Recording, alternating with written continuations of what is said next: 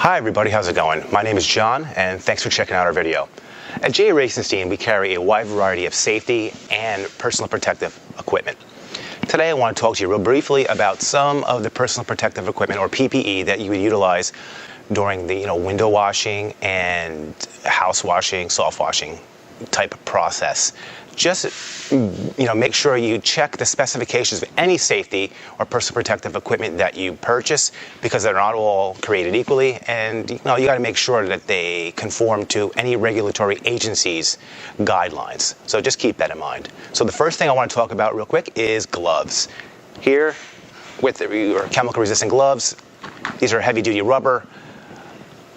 Understand that not everything is created equally. So when selecting a glove, you want something with some grip and that will last quite a long time and not be damaged during your work day. The second thing we want to talk about, and we're going to get a closer look at, is our safety goggles. These splash guard goggles differ from the standard in that they protect your eyes from accidental splashes from harmful chemicals. They are specifically vented, so there are no front openings. These are the best for working with liquids. Additionally, they will fit over standard eyeglasses. Next thing we want to talk about real quickly is a protective vapor mask. Particulates. The most important thing when selecting a mask is to ensure it has proper fit.